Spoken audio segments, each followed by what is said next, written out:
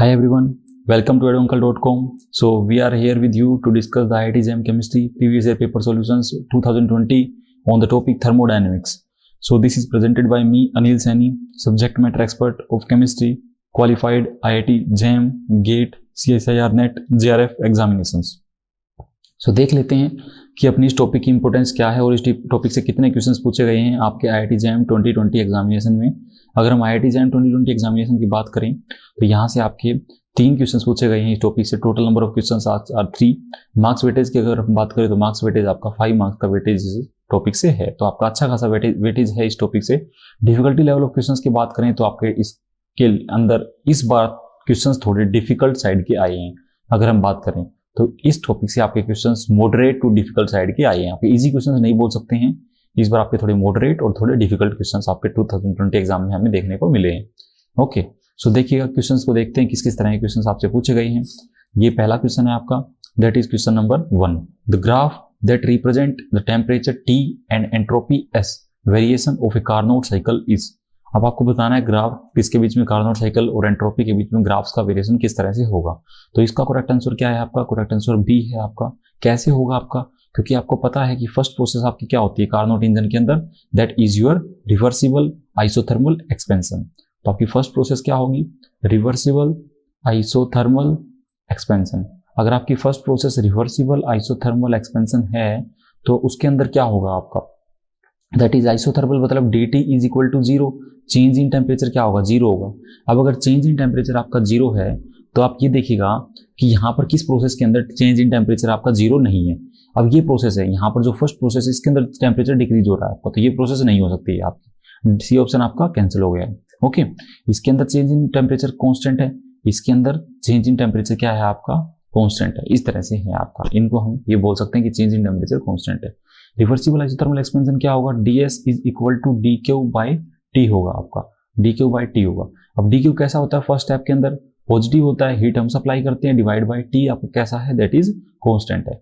अगर हम इन दोनों फैक्टर्स को लेंगे तो ओवरऑल ds आपका कैसा आ रहा है? ds आपका पॉजिटिव आ रहा है, मतलब आपका चेंज इन एंट्रोपी कैसा होगा? आपका चेंज इन एंट्रोपी पॉजिटिव होगा। तो ये तो आपको सभी उसमें दिख रहा है कि यहाँ पर भी इंक्रीज हो रहा है एंट्रोपी, इंक्रीज हो रहा है एंट्रोपी, इंक्रीज हो रहा है विद कॉन्स्टेंट टेम्परेचर आपका इंक्रीज हो रहा है एंट्रोपी। तो ये तीनों में ही अगर आप ऑप्शन एलिमिनेट करोगे।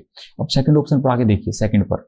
अब सेकंड आपका प्रोसेस रिवर्सिबल आइसोथर्मल एक्सपेंशन के बाद क्या होता है? That is reversible adiabatic expansion. अगर हम रिवर्सिबल एडियाबैटिक एक्सपेंशन प्रोसेस की बात करें तो रिवर्सिबल एडियाबैटिक एक्सपेंशन के अंदर क्या होता है कि आपका टेम्परेचर, जब भी कभी एडियाबैटिक एक्सपेंशन होता है तो टेम्परेचर आपका कैसा क्या होगा? उस सिस्टम के अंदर डिक्रीज होगा आपका टेम्परेचर। और एडियाबैटिक है मीन्स आपका ds is equal to dq by T है, तो dq change in process, change in heat is equal to 0, that mean change in entropy क्या है आपका? 0 है। तो चेंज इन एंट्रोपी 0 कहाँ पर है? अब देखिए यहाँ पर भी चेंज इन एंट्रोपी हो रहा है, यहाँ पर चेंज इन एंट्रोपी आपका क्या है? 0 है, बट यहाँ तो हम पहले ही एलिमिनेट कर चुके हैं। यहाँ एंट्रोपी आपकी इंक्रीज हो रही है, तो ये ऑप्शंस आपके कट गए।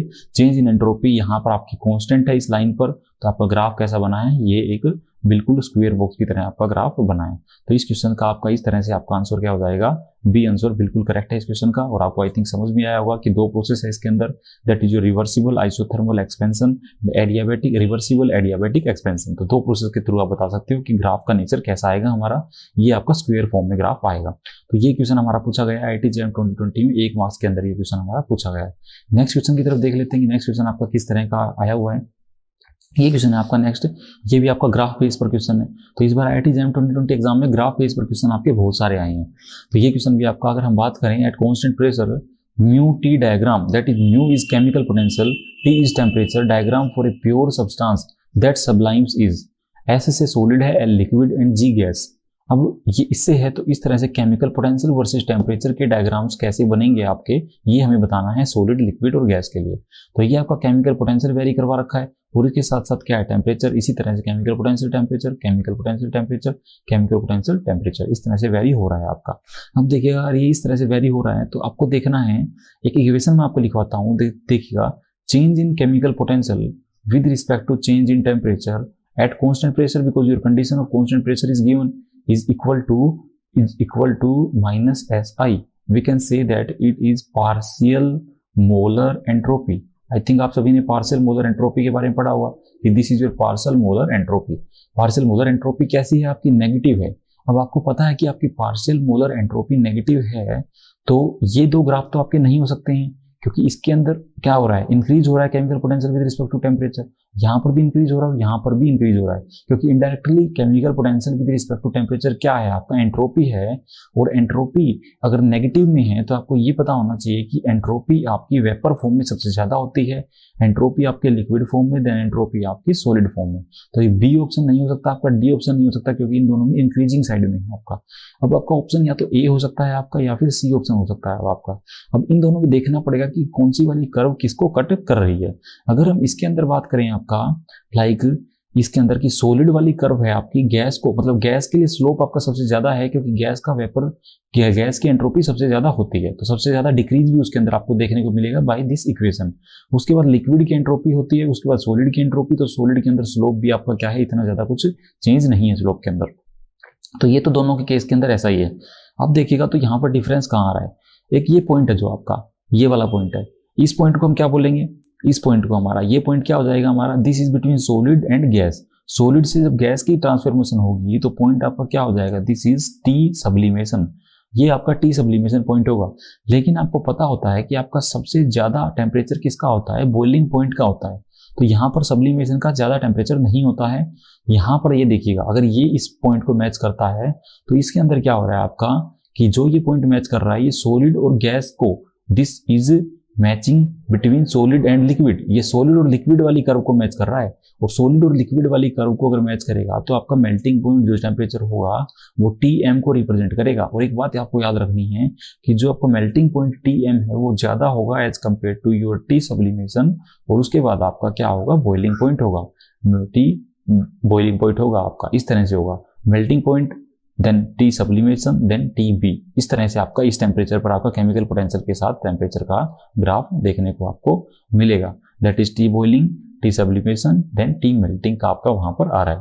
अब देखिएगा तो यहाँ पर आपका दिस इज टी मेल्टिंग है for solid and liquid, and this is your, this point is your solid and gas, so solid to gas is T sublimation and this point is your T boiling. तो ये आपका T boiling है, T sublimation है, T ये है। तो इस तरह से आपका ऑप्शन नंबर सी इसके अंदर करेक्ट होता है, क्योंकि आपका ये वाला कर्व क्या है, बिल्कुल राइट कर्व है इस क्वेश्चन नंबर सेकंड के लिए।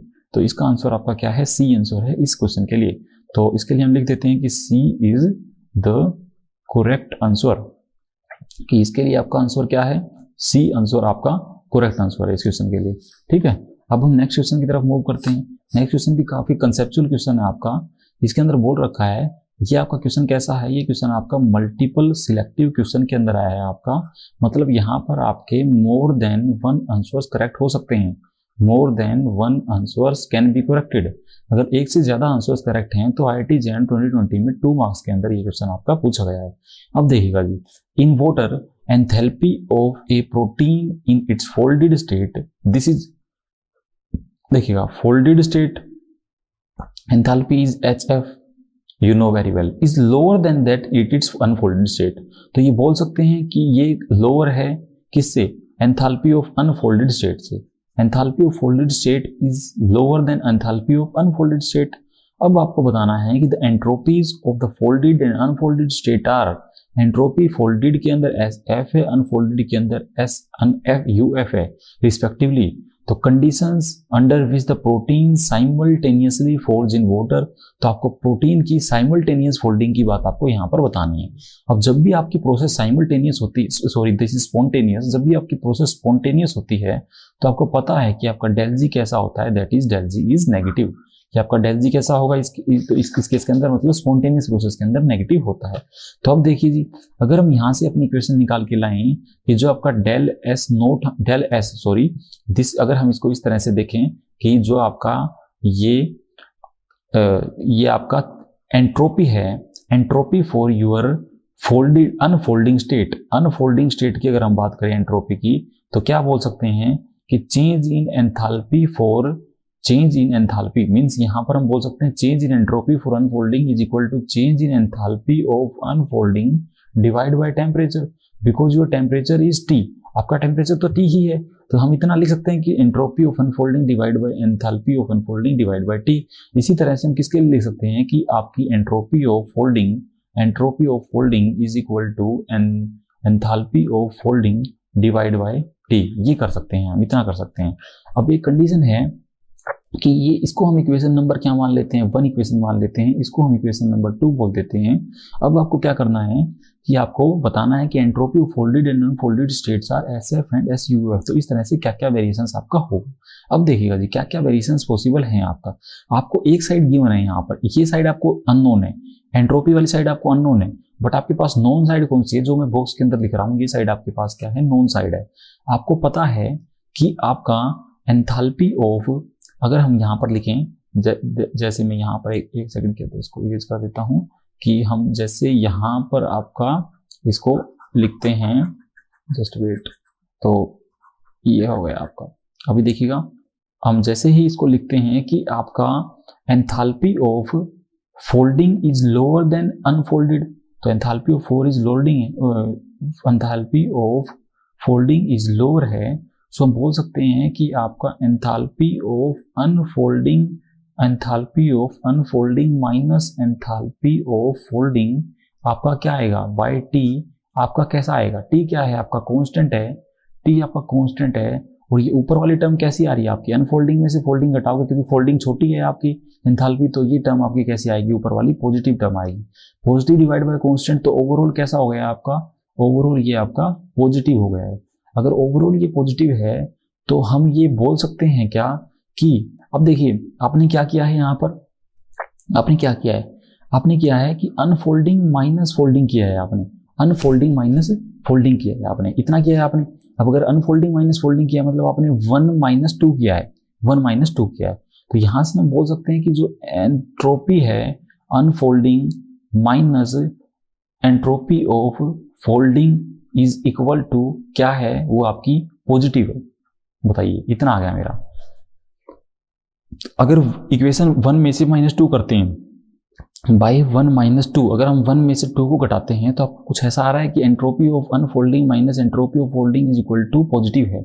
अगर ये पॉजिटिव है तो हम बोल सकते हैं कि एंट्रोपी ऑफ अनफोल्डिंग आपकी ग्रेटर है entropy of, this is your entropy of folding is lower, entropy of unfolding is greater. So हम बोल सकते हैं कि आपकी जो एंट्रोपी ऑफ फोल्डिंग है, this entropy of folding is greater, this entropy of folding is greater. Just wait this, हमें इसको रिवर्स लिखना पड़ेगा। आपका ये क्या होगा, ये रिवर्स होगा, लाइक कि आपका entropy of folding minus unfolding is 0, ठीक है, because your entropy of folding minus unfolding is 0। सो आपका अगर entropy of folding minus entropy of unfolding आपका क्या आएगा, ये आपका पॉजिटिव आ जाएगा। अब एंट्रोपी ऑफ फोल्डिंग क्या है आपका, बड़ा है, मतलब SF is greater, SF is क्या है आपका, SF is greater than S unfolding. तो यहाँ यही बात ए ऑप्शन में लिखी हुई है कि आपकी एंट्रोपी ऑफ अनफोल्डिंग लेस है as compare to entropy of folding. तो हमारा फर्स्ट यहां से आ रहा है। सेकंड केस क्या हो सकता है आपका कि जो आपकी एंट्रोपी ऑफ अनफोल्डिंग है वो आपकी 0 भी हो सकती है, तब भी आपका ये केस कैसा ही रहेगा, तब भी आपका ये केस कैसा ही रहेगा, पॉजिटिव ही रहेगा, क्योंकि इसकी कुछ ना कुछ वैल्यू होगी आपकी फोल्डिंग की।